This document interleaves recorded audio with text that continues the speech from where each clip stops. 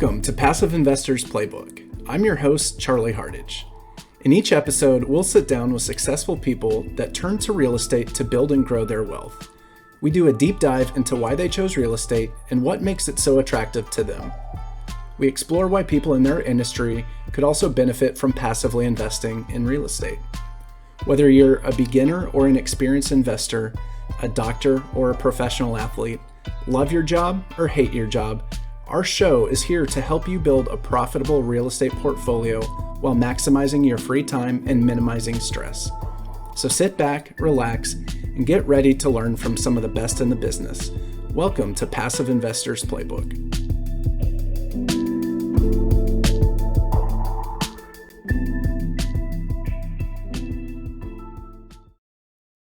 Thank you for tuning in today. My name is Charlie Hardage, and I'm the host of the Passive Investors Playbook. Our show is focused on people that were successful in their careers prior to getting into real estate. Today, I will be speaking to a very special guest, Dr. Lezanne Pugh. Lezanne is a doctor of physical therapy, as well as a multifamily apartment real estate investor. She holds a Doctor of Physical Therapy degree from Temple University and a Master of Healthcare Administration degree from Texas Tech University Health Sciences Center. She has served as a physical therapist for over 14 years and is currently a therapy manager. Lezanne has vast experience in operations, strategic planning, and performance excellence. As a healthcare professional, Lezanne has an innate passion for helping others, which has translated into multifamily investing. Together with her husband, Joel, they started Jolee Investing, LLC. Their company has invested in over 1,100 doors in Texas and Florida. They aspire to help others achieve financial freedom through passive investing. Lezanne resides in Houston, Texas, with her husband, Joel, and their 2 children. Lezanne, I'm very excited to have you on the show today. Thank you so much for being here. Can you tell the audience a little bit more about yourself? Sure. So Charlie, thank you so much for the opportunity to be here. That was a wonderful introduction. I'm very humbled by it. Thank you. So I'd love to share my journey with you all and just kind of explain why we are in the real estate space. And if it can move the needle for some people, because like Charlie said, our passion is helping others. And so if we can help you achieve financial freedom, then let's do it, right? So like Charlie said, I am a physical therapist by trade. My husband, Joel, is also a physical therapist. We have served on the front line for 14 years. I'm currently a therapy manager, and we have always wanted to get into real estate, but we just did not know how to get started. There's so many gimmicks out there. There are so many get rich quick schemes. You just kind of don't know how to get started, right? So we kind of explored a couple different options. We thought about doing single family homes, but then the thought was, well, we don't want to be a landlord. Like, I don't want to get calls 12 o'clock at night. And so that didn't really seem very appealing to us. And so we explored different avenues. We also explored maybe doing a franchise. What was the start of all of this was when I read Rich Dad, Poor Dad. So if you have not read that book, I would strongly suggest that you read that book. That's by Robert Kiyosaki, and he talks about making money work for you as opposed to you doing a 9-to-5 job and you have to work for money. So strongly recommend that you read that book. And so after reading that book, that's how we decided to move into the real estate space. I had a mutual friend who's also a physical therapist, and so she was already in the real estate space, and so she helped us to get started. Lots of questions, lots of learning, healthcare, real estate, 2 completely different fields. So it was a steep learning curve, but it was something that we always wanted to do, and we're very happy that we've had the opportunity to discover real estate. Yeah, that's great. I think Rich Dad, Poor Dad has changed the lives of almost everyone that's read it. I've read it multiple times. The first time I read it, I was actually in the military. I was deployed, and I told my wife, okay, now you got to send me another, I think it was 6 or 7 books. It took about a month to get to me. Read through those, told her, hey, you got to send me some more. I was hooked at that point. What I really like about that is if you look at the quadrant, there's ESBI. So it's employee, self-employed, business owner, and investor. And most of us are, kind of geared towards that E quadrant, that employee quadrant. And I know you brought up franchise when I first spoke with you, Lezanne, about a year or two ago. You had mentioned that you and your husband were actually looking at going the franchise route. So I'd love to kind of dig into that more because I know you read Rich Dad Poor Dad, changed your mindset. Why did you choose real estate as opposed to starting that franchise? Yeah, so great question, Charlie. So, again, after reading Rich Dad Poor Dad, one of the things that he teaches is to mind your own business, right? Yeah. And so not literally, but in the terms of like, be a business owner. Make sure that you have something that you're in charge of and you're not working for someone else, because you want to really have that income stream through being a business owner.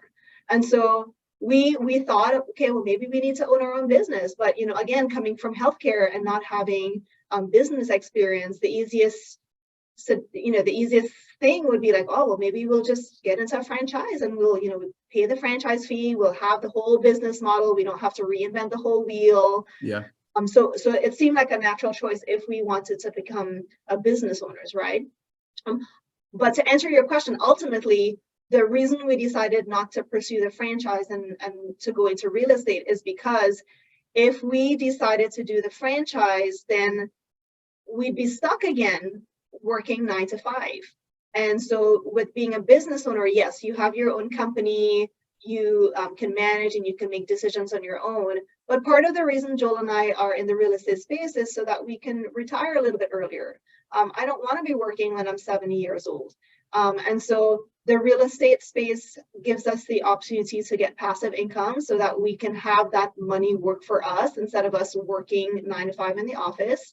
And so ultimately, that's why we decided not to pursue the franchise and to invest in real estate instead, so we can really have that passive income stream. I love that. Yeah, the franchises, if you look at that quadrant, the Robert Kiyosaki quadrant, it goes down to the business owner, right? But it's still Right. not the I, not the investor. And so I think that that's a good way to have a better retirement, is to own a business, but you're not looking necessarily to take on the same amount of work for a little bit more money. You and Joel were looking to take on less work and make the same amount of money. And that's by, instead of trading your time for money, you're essentially trading your money for time because you passively invested in some apartments. How I would love to ask you this question about your first passive investment. Were you nervous? Was Joel nervous, or how did you guys handle that?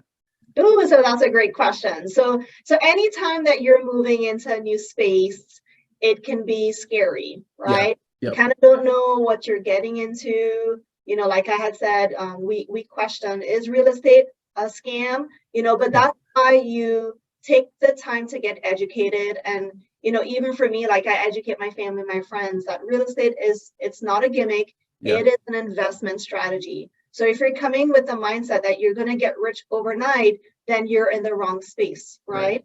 And so we ultimately decided, kind of like what you were talking about, we ultimately decided that, okay, this is what we want to do. We eventually have to pull the trigger. We got to get out of analysis paralysis, and we just got to do the thing, right? But again, please don't throw your money at people. You still have to know the deal. You have to understand the numbers. You have to understand and trust the team that you're working with.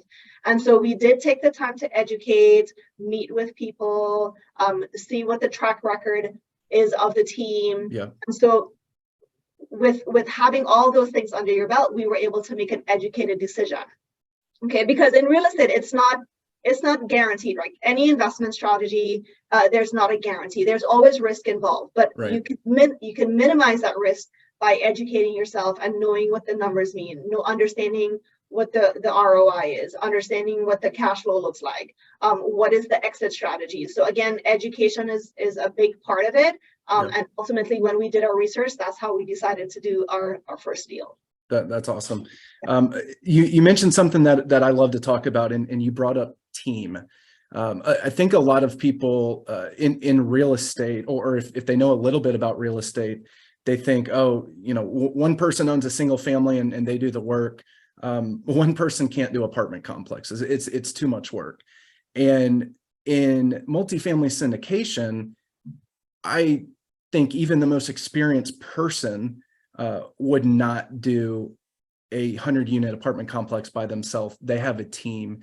And what's beautiful about having a team, and maybe that team is 3 people, maybe it's 10 people, whatever the number is, you get to play off different team member strengths. And so you said something that I love. When it was your first deal, you didn't go to one person and say, oh, you don't have the experience, or maybe it was their first deal or second or third deal. You went to the whole entire team to say, what's the team's track record? Right. And I love that, because for newer syndicators, I don't know if maybe they're telling that story of, hey, it's not just me, we have a whole team.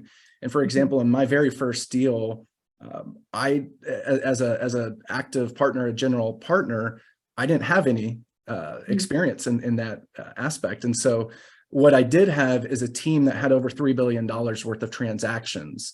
And that was, enough for the investors to say, oh, okay, because it wasn't just me. I wasn't running everything. So I love that you brought up the team mentality, and it truly is a team sport, I think. And there's not a ton of competition, just because everyone is trying to learn and trying to help each other out.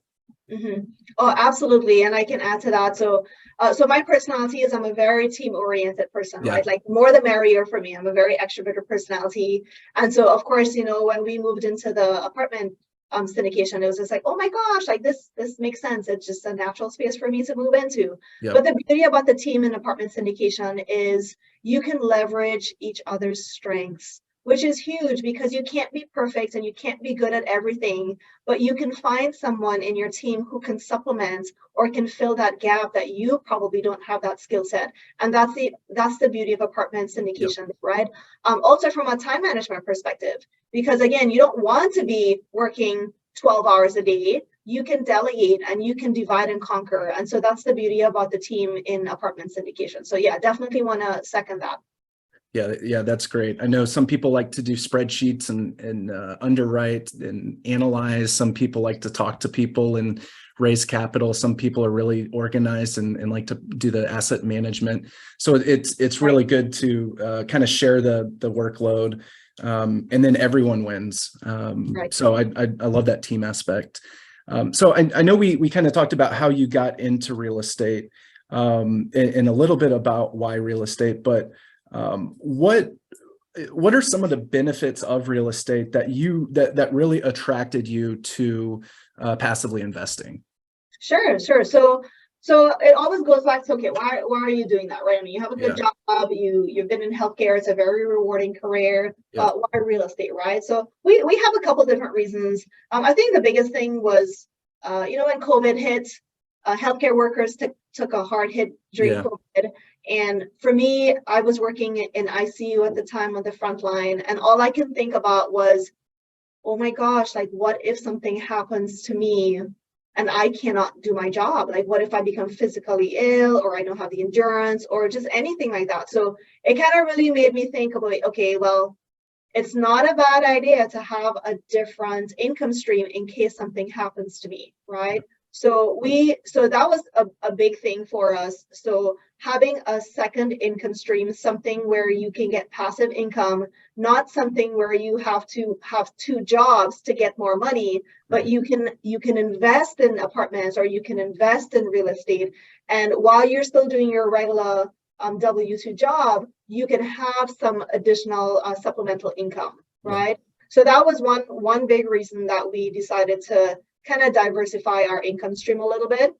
But the second thing is the tax benefits. I didn't know this, but the more money you make, the more taxes you get paid, right? But with real estate, you can actually get tax advantages. And so that wasn't rocket science to me. That's pretty exciting. Everybody wants to save on taxes, right? So that was another big reason that we decided to look into real estate. The third thing is, like Charlie mentioned, my husband and I, Joel, we have 2 little ones. And so we want to be able to leave a legacy for them. Like I mentioned, like, if something happens to me and I don't have my job, then what am I going to leave for them? As opposed to like, if I have that passive income coming in, then that's something that I can leave for them. I can leave the business for them. Something that they can take over when they get older. So just being able to leave a legacy for my kids is a huge why for me as well. And then the fourth reason I would say, kind of back to my point where Joel and I have always wanted to do real estate, but we didn't know how to get started. And of course, most people get into single family homes, but we didn't want to be landlords, right? And then we thought, well, maybe we should give it a try. But if you do the math and you sit down, how many single family homes do you have to have for you to truly retire, right? But you're still being a landlord, right? But from an income perspective, what's your freedom number? Will 10 houses do it for you? Will 20? Will 30? Will 40? And so with apartments, you get economies of scale. Yeah. You don't have to have 40 different properties that you're trying to operate. With apartments, it's one complex. You have the economies of scale. You can have a property manager, so you don't have to be the landlord. You are the business owner, right? So that way you get more time. You're not grinding 12 hours a day. And then, of course, from a vacancy standpoint, like if you have 5 single family homes and 2 of the properties are vacant, that's a huge hit on your income, right? As opposed to if you are in apartments, if you have 100 units and 10 out of those units are empty, then you're not as hard hit, so there's lower risk associated with vacancies. So I could keep going on a couple different reasons, but those, I would say, Charlie, are the biggest whys as to why we decided to pursue real estate for the benefits that I mentioned before. That's great. I know the passive income is huge for a lot of people. The tax benefits, we both know probably dozens of people who make a lot of money who have legally paid no taxes over the last few years. And it kind of sounds maybe like a scam or whatever. And just to be clear, we are not CPAs or anything like that, but there are tons of tax benefits. And we won't get into all that, but lots of tax benefits. And that's why a lot of high net worth individuals are in real estate. Maybe it doesn't even make a lot of money. And that's not why they're in it. They're in it to buy it, get that depreciation, save a ton of money on their income. I love what you said about leaving a legacy. You have 2 small children. I have a 10-year-old myself, and I want her to be able to do whatever she wants, whenever she wants. Maybe that's volunteer somewhere. Maybe that's be a doctor. Maybe that's, do whatever. I want her to have those options and not have to worry about, well, I got to retire, so I got to make X amount of money. I got to do this. I got to do that. And if she doesn't want to do real estate, I'm fine with that. It'll hurt my heart, not really, but I want her to be able to do what she wants, and I think that's huge. The leaving a legacy part is one of my big whys as well. And so I got to ask this: the single family. You and Joel never got a single family, but besides the home you live in, you never had a single family rental. No, we decided not to pursue. We decide, the only regret I have, Charlie, is not knowing about multifamily real estate like 10 years ago. Like I wish I knew about real estate like years ago. Of course, we would have been retired by now by the beach. But everything happens in time. And so so we decided not to pursue single family homes and just dive headfirst into apartments. Again, like I mentioned, we took the time to get educated. We took the time to understand the business. We networked. We spoke with people who did it before, so we really knew what we were getting ourselves into. And so once we discovered, hey, this is legit. This is a real investment strategy, and if done correctly, you have a high probability of being very, very successful. And so so we ultimately decided not to pursue, and we just went straight, go big or go home, right? So we decided to just jump straight into apartments, and it's been such a blessing. That's amazing. You may actually be the only person I've ever talked to that has not done single family before doing apartments, and good for you, because I think I've had a few single family homes myself. Fortunately, I've had phenomenal tenants every single time, but that doesn't mean I still, it doesn't mean I never go up to the house. I still went up to the house, still took phone calls. even as we have a property manager on one of them, and we still get some questions from time to time, and it's not truly passive. Probably about 80% passive, but it doesn't cash flow very well. The percentage actually cash flows well, but the total dollar amount isn't much. And so we've actually sold most of the other single family rentals that we have just to focus on multifamily. So it's nice that you kind of took that jump and said, no, we're not doing that. You recognize the benefits of apartments. Yes. You jumped over the franchise, went straight to real estate. Love that. And Charlie, before you move to the next question, so fun fact, so when I was in college, that's actually when I had my first thought about owning an apartment complex. Wow. And I remember being in college and thinking, okay, oh my gosh, like if I do the math and he has 20 units and he does nothing and he gets paid all this money every month. And I always thought in college, like, oh, I'm going to own my own apartment complex one of these days.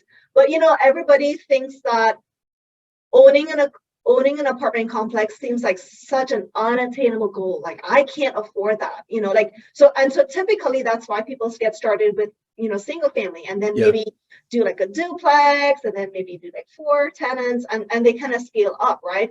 But again, through education, and you realize that you don't have to do that. You don't have to do it. You can go straight into for the benefits that we talked about. So it's just kind of funny how things have kind of come full circle. And like I said, everything happened in the time that it's supposed to happen. But fun fact, my first thought of owning apartments was in college. And at that time, that was a thought, but probably you didn't think it was a realistic thought, right? Yeah, I didn't think it was something I can do, because apartment complex cost millions of dollars, and the average person can't afford that. I mean, if you're a billionaire, you can, but the average person can't do that. But the beauty about, we talked about the team. The beauty about apartment syndication is you can partner with other investors, and everyone pools money together, so it makes it more affordable for the average person. And so, like I said, people think that getting into real estate apartment investing is unattainable, but it actually is not. If you work as a team, you can take down properties much more easily than people think that they can. Yeah, totally agree with that. I think the very first passive investment that I did, my percent of that was like 0.01%, or not even that much, right? But that amount, that really kind of started changing my mindset, and in seeing the beauty of passively investing. And then I eventually left my job and started doing this full time, and absolutely love it. But it is funny that you don't, to buy an apartment complex might be $50 million. You don't have to come up with all that. You can come up with a small piece of that. And there's other like-minded individuals that want to join you. You still get all the benefits that we talked about. Just so many benefits of doing that. And maybe you only own 1% or less than 1%, but you still own the apartment complex. You're still a part owner. Oh, absolutely. Absolutely. Yeah. That's the team spirit, right? And again, we talked about like leveraging strength. You leverage strength of other investors and like-minded people. Right. Okay. So we've kind of talked about your whys, talked about why real estate over a franchise, talked about why apartments over single family. What do you think makes real estate so attractive to, we know why it's attractive to you and Joel, but what do you think makes it so attractive to maybe someone in your shoes, or maybe you and Joel several years ago before you really dove in? Like, what are some of the benefits that maybe one of your colleagues would benefit from? Yeah, so great question, right? So for us, again, it's just, if something happens to you, because in physical therapy, it's a very physically demanding job, right? If you get injured, what are you going to do? You can't work. There is no light duty in therapy. There's no light duty in physical therapy, right? And so again, just having that safety net to fall back on if something were to happen, if you are not able to be on your feet, if you're not able to work with patients and do that direct patient care, I would say, if anything at all, have a safety net. For me, like, everybody does like a 401k or a 403b. That's usually what people think as a safety net.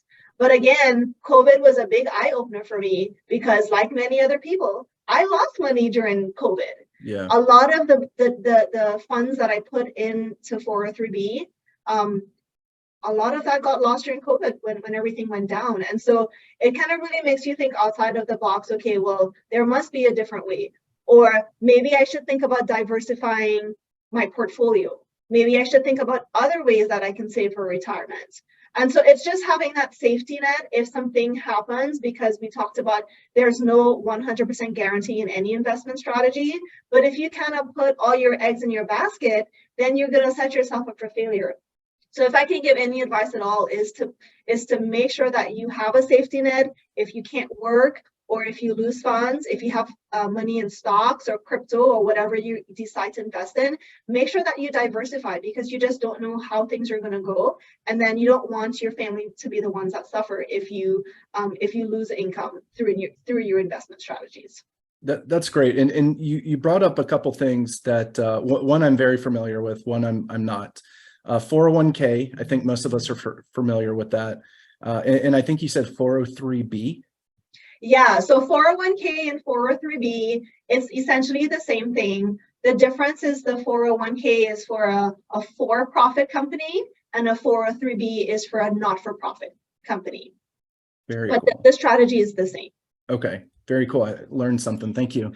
Yeah, sure. And one of another thing I wanted to talk about with the 401k is if something happens to you today, you lose your job or something, you can't really tap into that with very easily. You know, sometimes you can, but there's penalties. I'm definitely not an expert on 401k, but that is typically a retirement account, something you can't access until retirement age. Something else too that I learned a couple of years ago, which I'd never heard about this before, but we actually take in our syndications, and I'm sure you did that as well. We actually can invest people's IRAs and 401ks. Won't get into a ton of weeds about that. It would be like a self-directed IRA or a solo 401k. Do you, and that was news to me. Yeah, I can speak to that a little bit. Yeah, so, please. So again, you remember we talked about, we took the time to educate, right? We jumped head in, but we jumped being educated, right? We took the time to understand the business.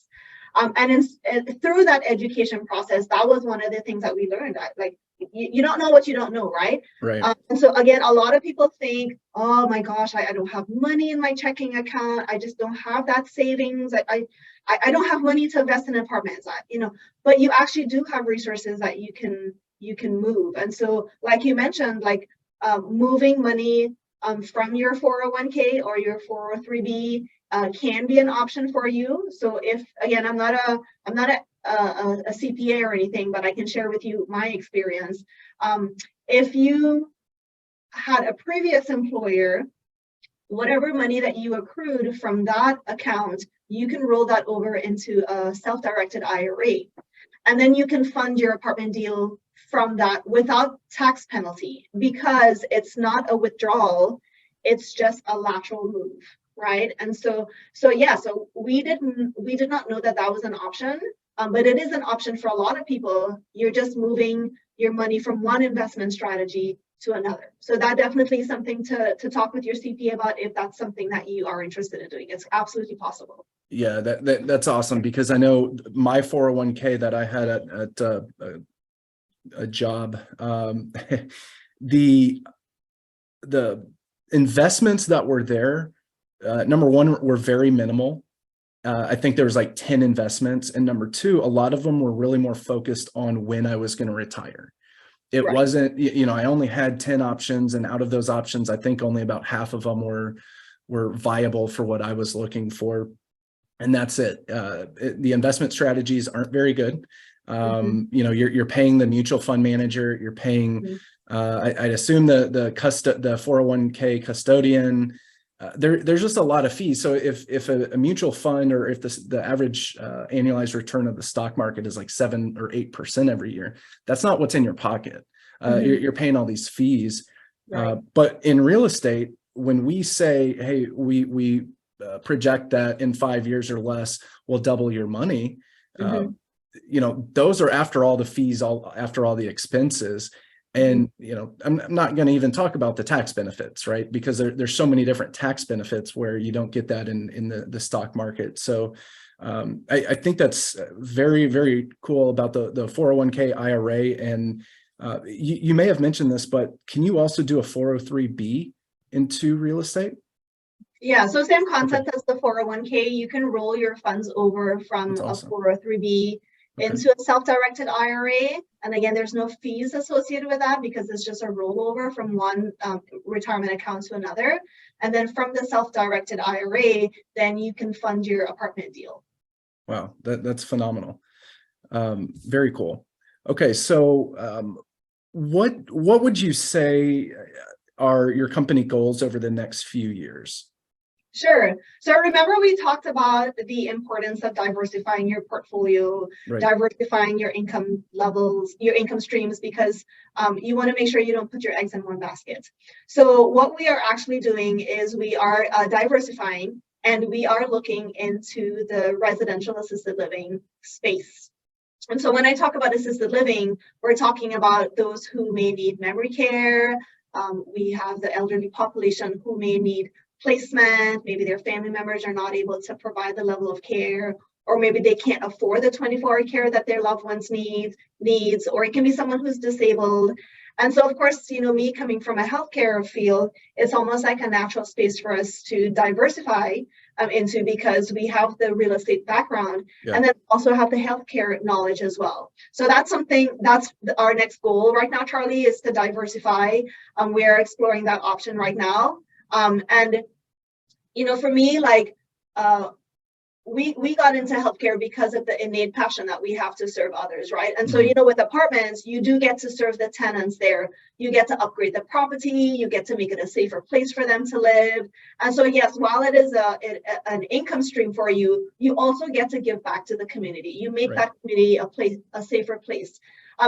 Parallel to that, the residential assisted living is also a service-based industry, right? So it's a service that you're providing. So it's like a win-win situation for us. So I would say our next goal would be not necessarily moving into, just diversifying into the residential assisted living space as well. That's great. And that seems perfect for your background, both from the real estate side and the healthcare side. Is that something that you and Joel are going to do yourself? Are you looking to partner with people? Are you looking for passive investors in that? Can you walk me through kind of what that process looks like? Sure. So you can be successful different ways through residential assisted living. So for example, like if you just wanted to be the real estate owner and you wanted to be the owner of the house and that's all you want to do, you can find a tenant who is willing to operate the business in your real estate property, right? So you can get income by just owning the real estate itself. On the flip side of that, if you don't want to have the loan and you don't want to be the owner of the real estate and you want to manage the business side of things and be the operator of the assisted living facility, then you can find someone who is an owner and you operate your business within that real estate. So that's another way that you can make money while also serving the residents in that business model. Okay. Or you can do both. You can be the real estate owner and you can be the business owner. Okay. So that's one option. You can certainly do it by yourself. You can certainly work as a team, like as a joint venture. Or if it's something that you want to syndicate, that's also an option as well. So there's no one way to do residential assisted living. Of course, like I mentioned, I'm a very team-oriented person, and so we are looking at more of a team approach to have the real estate and operate the business at the same time. Awesome, that's great. All right, so how do you think your current profession as a physical therapist has helped you in real estate? So excellent question. So it's all about like having transferable skills, right? Yeah. And so I talked about in the physical therapy space, in the healthcare space, it's all about helping others, right? But part of that also is being educators. And so it's the same thing, like when someone comes in with a diagnosis of XYZ, you can certainly educate them on how to maximize their recovery, what you can do to get better, what you can do to prevent injury, and so on. And so using that knowledge, I can also use that in the real estate space to help others achieve financial freedom. And like I said, Charlie, the only regret I have is I wish I had discovered this or something. I'm like, why didn't anybody tell me about this? Why? I did not even know that this existed. But I can give back and I can share my knowledge, the things that we took the time to educate, the meetups that we went to, the mentorship programs that we have been a part of. I can give back to the community and I can give back so I can help others discover the benefits of real estate, not for me, but to kind of help them. Things that I wish that I knew before, like the thing about rolling over to the self-directed IRA. Yeah. I wish someone told me. We didn't find that out until like months after. Yeah. But again, just being able to be that educator, which of course we do that on the healthcare side, to be that educator on the real estate side, so we can really help our passive investors achieve their financial freedom for what their why is. Yeah. Want to retire, if they want to get the tax advantages, if they want to leave a legacy, whatever their why is, just kind of helping people and giving back. That's phenomenal. I wrote down some notes and want to talk about two different things. The impact that the impact that multifamily investing and passively investing had on you and Joel sounds like it was immense. It was phenomenal. I'm the same way. When I first heard about this, I was like, okay, obviously it's too good to be true. What's the catch? What's the scam? Right. And there's no scam. The way a syndication works is you have the general partnership team that does 99% of the work. And then the passive investors, they need to, and you touched on some of this earlier, they need to make sure that the sponsorship team it has a great track record. They need to understand the market and the deal a little bit as well, because of course it is their money. But then they sit back and collect checks, right? And the passive investors collect checks, and we send a monthly email to our investors just saying, hey, this is what's going on with the property. We're always happy to talk to our investors if they have any questions. I know you are as well. Anytime your investors have a question, just pick up the phone and call them. So that impact that multifamily syndication had on you and Joel and myself was huge. And that's actually part of the reason that I wanted to do this show, is just because it's, I grew up with, hey, stocks, mutual funds, 401ks, IRAs, that's it, right? That's all I was ever told. And that's what most people, I think, if they're told anything, that's what they're told. I didn't grow up with the, Rich Dad, Poor Dad book. I did not grow up with the, hey, let's look at real estate. Let's learn about real estate. So I love that you are also sharing that the impact that multifamily syndication had on you. You are kind of spreading the word of that because it touched you, and kind of changed your life. And so you want to pass that joy on to other people as well. So I love that. Yeah, absolutely. Yeah. So for us, when we learned about it, the apartment syndication model, it was a no-brainer for us. Yeah. We knew exactly this was what was what we wanted to do. Of course, again, we, like everyone else, questions: is it a scam? Is this legit? And I strongly encourage you to educate yourself. You have to know what you're getting yourself into. But in researching and talking with people who we know, like, and we trust, we realize that this is legit. Like, this is just like you invest your money in stocks and just you invest your money in 401k, 403bs, and so on. Apartment syndication is just another type of investment strategy. So it's not a scam. It's a legit investment strategy, and it aligned with our goals. And so, like I said, when we discovered it, it was a no-brainer for us, and we were like, this is kind of what we were looking at. This is what we were looking for, but we just didn't know how to get started, and realizing that it is actually affordable for the average person. You don't have to be able to fork out $50 million. You can syndicate. Right. You can work with people. So we're very happy that we discovered, and I do want to give back and help teach people what I didn't know when we got started. Right. Yeah. That's great. One other thing that you've brought up many times, actually, and I love this topic and conversation, is the education. You and Joel did a ton of education, meetups, mentorships, probably a bunch of podcasts online, just all of that. How long before maybe you started that process of getting educated? How long did it take you to take action and to invest in a property? Oh, that's a great question. Okay, so let me make sure I have my math correct. So we started, so it's 2023. So we started back in 2021. Prior to that, we had talked about single family homes like years ago. I can't remember what year we had started, but with respect to like apartment syndication, that was 2021. I would say probably like spring 2021, we kind of started tossing the idea around. My husband was like, I don't know about all of that. Took us a few months to, do our research, figure out if it was a scam, figure out what it was, understand the business model. We took the time to go to local meetups. We talked to people who did it before. And then we decided to go to the Brad Sumrock events in Dallas, and that was November 2021. And Brad Sumrock is very good with educating on exactly what you need to get to do. He gives you the recipe. And so we attended that and we were like, that's it. This is what we want to do. So it really solidified our interest in it. So was that probably like 6 to 9 months is when we decided to take action. We further got mentorship. It's like almost getting like another degree, right? You have to take the time to educate. And so this was in November, and then we did our first passive deal within 1 month, so December. Wow.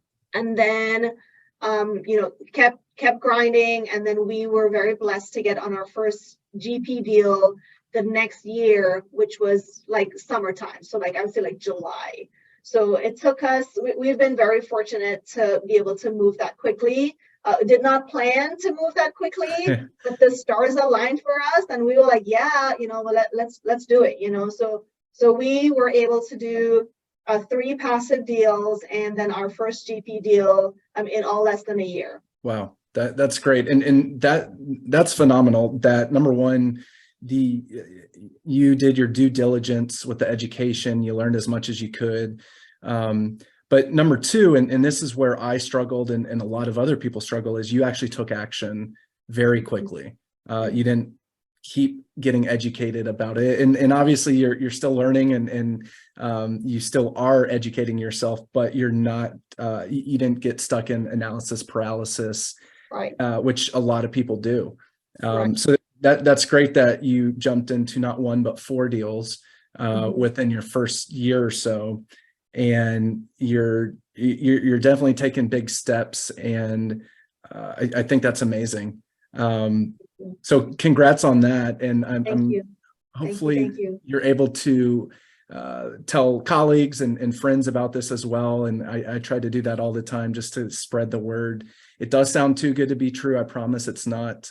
You're able to help tenants and the residents have a better community, a safer community, and you're able to help other people achieve financial freedom. And that's one of my big reasons on why I do multifamily syndication. I know you and your husband, Joel, love helping people. You're obviously in that career field where you help all the time. And so you have a passion for giving and helping.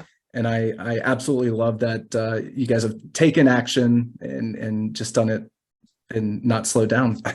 Yeah, definitely, Charlie. I think, it's really easy to get stuck in that analysis paralysis or to be a dreamer. Like, oh, I wish, one day, or the most famous thing is when I have time.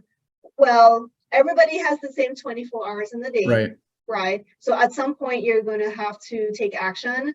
But like I said earlier, you have to make sure that you understand what you're getting yourself in, take the time to educate and learn the business. But yeah, we did all our due diligence, and we made the commitment. And like I said, we've been very fortunate and blessed to be able to move this quickly.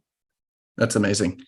Okay, so we have a few minutes left in the show. I want to talk about maybe a recent book that stands out to you. It could be real estate, business, or self-help book. Sure. So I'm an Audible person. Okay. Amazon could be my middle name, right? But I love Audible associated with Amazon. I love self-help. If you don't know me, I'm a very driven person. So I love to listen to Audible on my way to work. A couple of books that I've read, 3 books that I've read recently that I'll share with you. So Atomic Habits by James Clear, a really good book that helps you set mindset. It talks about breaking bad habits and establishing healthy ones. And it does not have to be radical change. It's small incremental change that can bring big results, right? And it's all about mindset. So I would say that that's a good one to read. I also read Can't Hurt Me by David Goggins. Love that book. Wonderful book. If you think that you have it hard in life, you read David Goggins' book, and he is very, very inspirational. So it's all about it's not where you come from, it's where you're going. And don't put another excuse in the excuse jar. Find a way to make it happen, right? So I would say that's another good book. And then the third one I'd recommend to you is Never Split the Difference. I can't think of the author Chris right Voss. now. Yes, thank you very much for filling that gap. Yes, that I would say that's a really good book as well. And it can help you in different aspects of your life, from your job to negotiating with your kids at night, bedtime. So that's a really good book on your communication style, how to communicate with people. So Never Split the Difference. So awesome. Those are 3 great books. I love them all. I'm very partial. The David Goggins is probably one of the favorite books I've ever read. Yes. All right. So what can people expect to see from you and your business in the next few years?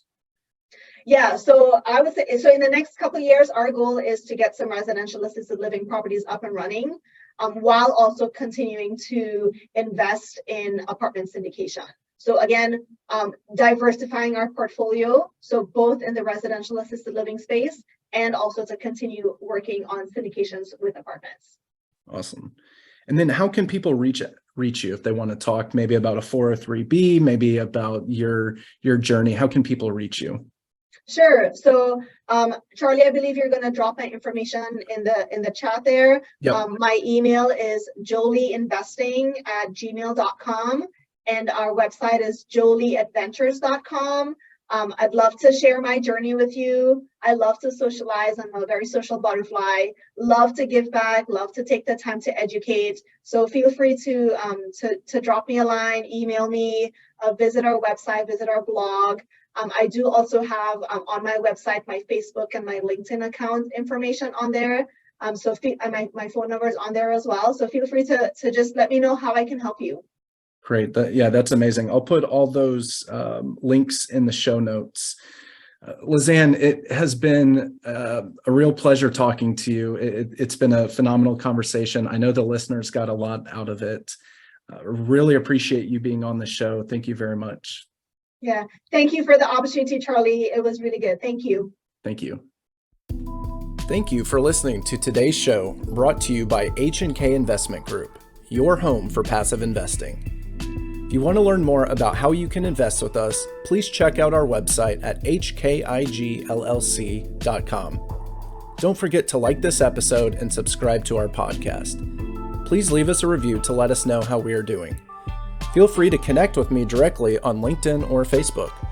As always, I'm your host, Charlie Hardage. Catch you next time.